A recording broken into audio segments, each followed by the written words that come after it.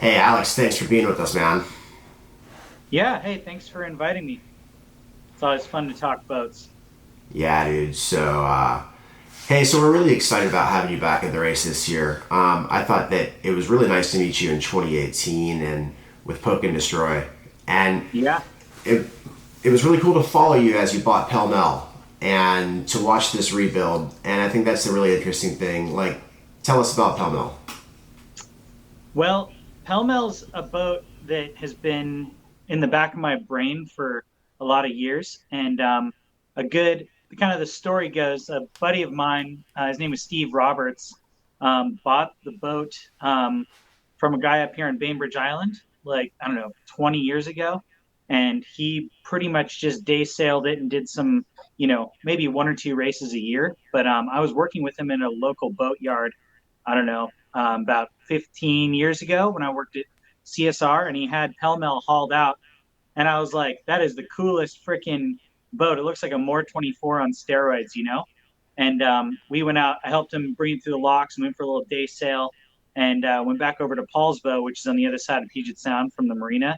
And in about 8 knots of breeze, the boat's just ripping along and it just super lightweight. And I just always thought it was a really kind of neat little design. And that's all I really knew of Pell Mell for many, many years. But I told Steve, if you ever wanted to sell that boat, you let me know because I just had this. I don't know. You know how boats are, right? You get a boat in your brain and Yeah. you can't stop. You can't stop thinking about it. So in 2019, I guess it was no, it was summer. It was spring of 2020. Steve called me and said, "Hey, I'm going to sell the boat. We want to move on to something else, maybe a little bit bigger, a little cruisier. And if you know anybody or if you want the boat, I want to talk about it." So Joe Greiser, my business partner, and I went over to Paul's boat and looked at the thing, and it was just like, we got to have it. And it's just a really neat little boat. It's got a cool little interior in it. It's got water tanks already in it. It's got a sink. It's got a V berth, full length berths, and it just is a very unique little machine. Tell us a little bit about the rebuild that you did on it. Like what you did and what you're aiming to achieve. Yeah. Well, we ended up with the boat and we did a few races on it here in Puget Sound.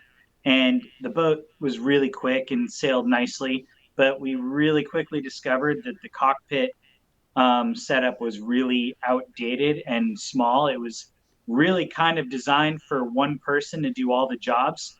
And so the cockpit was moved back into the boat about 40 inches or so from where it is now. And you just couldn't have a trimmer and a driver in the cockpit, and it was just needed an update. So um, we did a few races and decided before we were gonna, spend a bunch of money and time and effort getting this cockpit done. We decided the boat was worth it to save and make it really cool. So our goal is just to make a modern dished like Mum 30 style cockpit, with like the raked sides and just a really comfortable height and comfortable depth between, trimmer and driver. And Simon Miles up in Port Townsend, who's does a lot of building of rudders and things like that for Beaker boats, Paul Beaker. He helped us cut it apart and build a really sweet open cockpit platform. Yeah, I'm just showing some photos there on the screen, man, and this thing is such a sweet looking boat. Um, Tell us a little bit about once you guys got her up and sailing and with like moonshine and everything and Yeah. both those boats being up there and Yeah. also a little bit about the origination as well because I mean I've got those cool photos and just like the designer and the builder, I think it's such an interesting story. Yeah, and I always knew moonshine, and it had a real famous, background.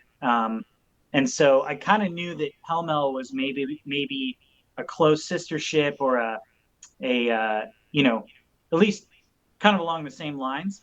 And as we ended up with Pell Mell, I learned the guy's name that built and designed and built the boat. His name was Dave Sutter, and he was a Bay Area boat builder, professional sailor, and he started building the boat in I think 1982 or 81, and it didn't get launched till 87 or 88.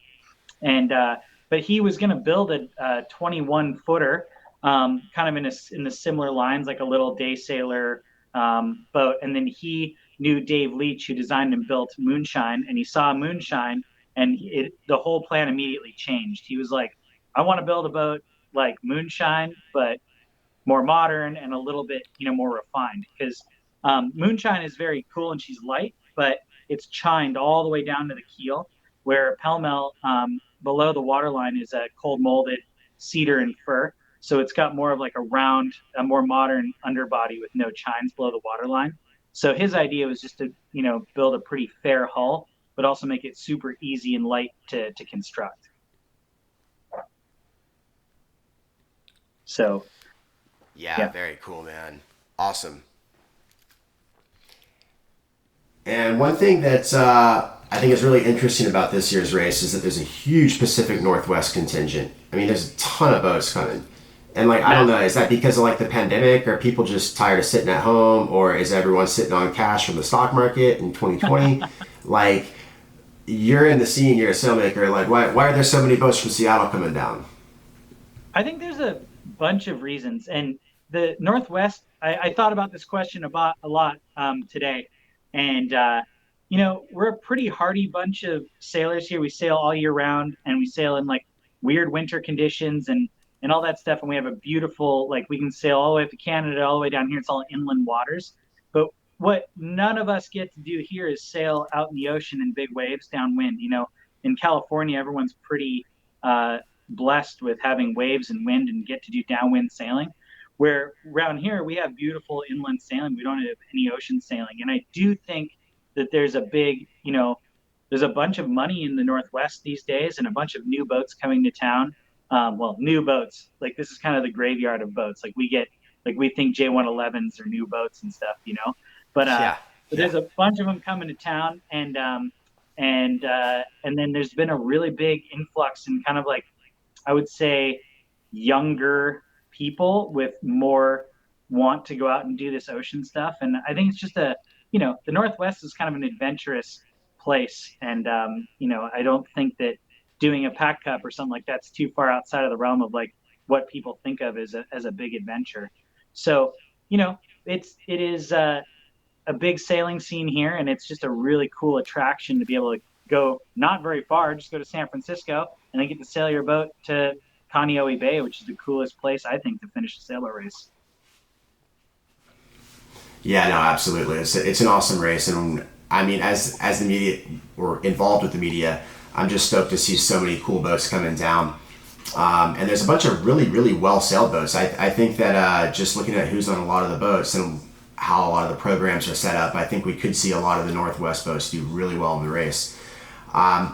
But one thing I was really interested in that I wanted to touch on with Pell Mell was like the sail design, because when I Yeah. first saw the boat, as you know, I followed your rebuild so closely. Like everything you ever posted on Facebook, I was just like the love emoji. I think you remember that. I was like Yeah. every bulkhead, every single thing you put in there. I was like, this is the coolest boat ever. And and then when you painted it, I just thought it looked amazing. But then when I first saw the boat sailing, you like your first regatta, you had this big, crazy, asymmetrical, beautiful, like gray A3 reaching kite kind of thing. And what I thought was so interesting with this was that you took this like very old, cool, unique boat, and as a sailmaker in the Northwest, you developed a whole inventory for the boat from the ground up, and you did a bunch of really cool asymmetricals.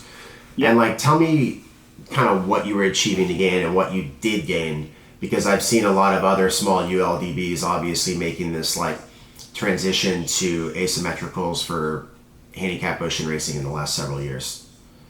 Sure. Yeah, no, and I think a lot of this came from even our development in the Evelyn 32 as well, and doing a lot of sail testing on these old, I mean, for lack of a better term, old slow boats.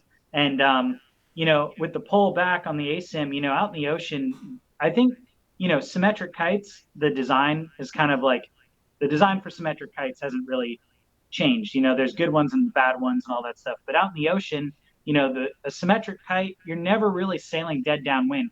Even in a boat like a Moore 24 or Pell Mell or Moonshine, you're always sailing a little bit of a positive angle because you don't want to be rounding down out there.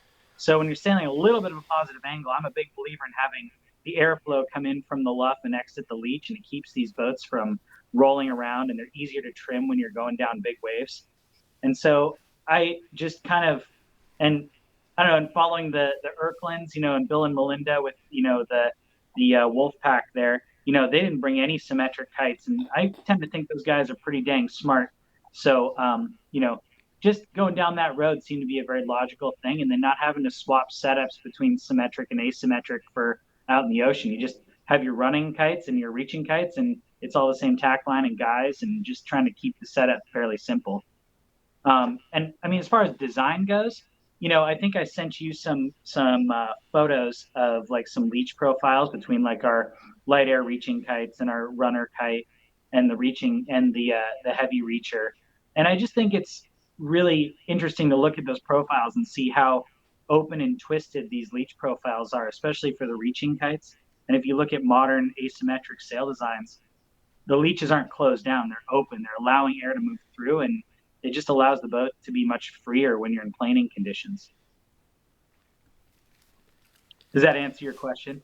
Yeah, no, absolutely. That was like one thing I wanted to accomplish with this particular podcast was having you on the show is just talking about like just that like sail theory and design and how you're going to benefit a small older boat like that, because a lot of people are constantly updating these boats that are like 30, 40 years old because like for example, when I did single-handed transpac, which was 10 years ago, I don't think anybody was running ASIMs on the Moore 24, and now I think a lot of boats are. Yeah, and we have a Moore 24. My partner has a Moore 24 here in Seattle, and we put a full kit of ASIMs on the pole here as well. And we really have just noticed that the boat sailing in a straight line is just plain quicker. It's a little bit more complicated to jibe. You have more moving parts to get transferred off the pole and onto the tack line, and then jibe and redo it again. But it's faster in a straight line, especially in a race where you're not jibing all the time. And one big thing that I've learned double-handed is like the ASIMs on the pole are pretty dang safe because you don't have to, like in the middle of the night, if you had to jibe, you're not sending somebody up to the bow to like wrangle the spinnaker pole back and forth. A lot of times with these shorter pole lengths like we have on the Moore or Pell Mell or Moonshine, you can do the whole transfer from the cockpit with two people, put the pole away in the bow pulpit and jibe the boat. And then once you settle and off on the other jibe, you can go up and swap the pole over, and there's never any load on the pole, which is a pretty safe thing for shorthanded sailing.